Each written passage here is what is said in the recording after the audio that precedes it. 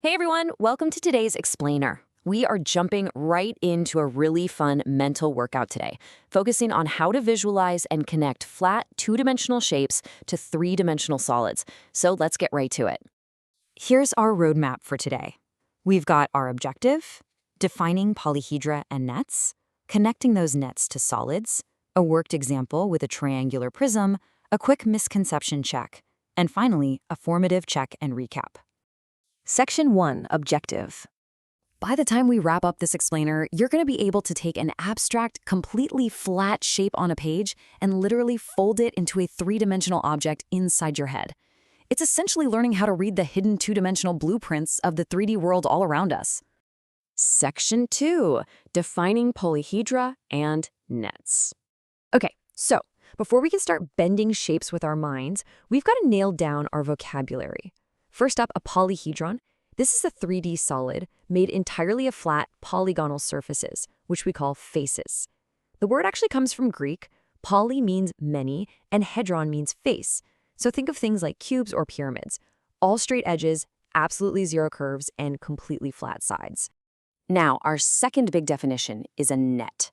And a net is basically what that 3D figure looks like when it's completely unfolded and laid entirely flat in two dimensions. Just imagine taking an ordinary cardboard delivery box, grabbing some scissors, slicing down a few of the edges, and pressing it completely flat on the floor. That flattened piece of cardboard showing every single face and edge, that's exactly what the net of the box is. Section 3, Connecting nets to solids. So, the million-dollar question is, how do we determine if a specific 2D net actually creates the exact 3D solid we want? Well, we use a really straightforward two-step rule. Step 1. Count the faces on the flat net and check their shapes to make sure they match the solid.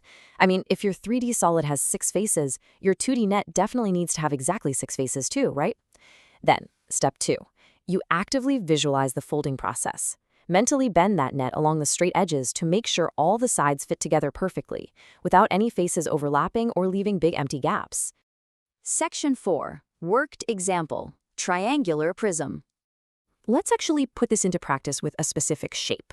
Imagine you're looking at a flat net that's made up of 2 separate triangles and 3 rectangles, just laid out perfectly flat.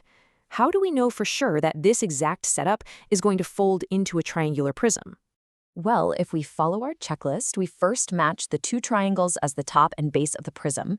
And since a triangle base has 3 straight edges, that perfectly explains why we need exactly 3 rectangular side faces to wrap around them.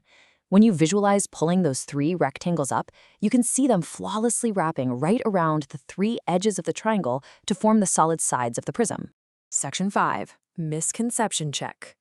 Now that we've successfully connected a net to a solid, we should probably address a really common point of confusion. You might be wondering, if a 3D shape can be unfolded into a flat 2D net, does that automatically make it a polyhedron? The short answer is actually no.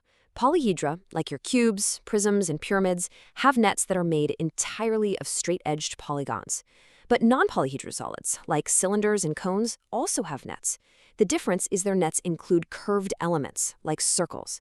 Just remember our definition from earlier. A polyhedron requires strictly flat polygonal faces. So sure, a cylinder can absolutely be flattened into a net, but because it has circular bases, it is definitely not a polyhedron. Section 6, Formative check and recap.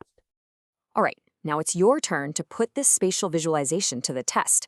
Let's see how well you can fold objects in your mind's eye. Here's the scenario.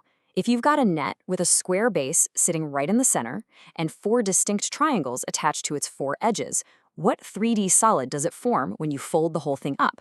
Take a second and really picture it. Got it? If you mentally folded those 4 triangles up along the edges of the square so that their top points all met at a single vertex right in the middle, you correctly identified a square pyramid. Awesome job! So to bring it all together and recap what we've covered today, classifying polyhedra and connecting them to their nets is all about being systematic. You've got to methodically match the face shapes, count the quantities, and above all else, actively visualize that folding process in your mind. As you continue moving forward in geometry, I want you to remember this. Every single 3D object you encounter holds a hidden 2D blueprint. But the real question is, can you always visualize how it unfolds? Keep practicing that mental geometry, and thanks for hanging out with me for this explainer.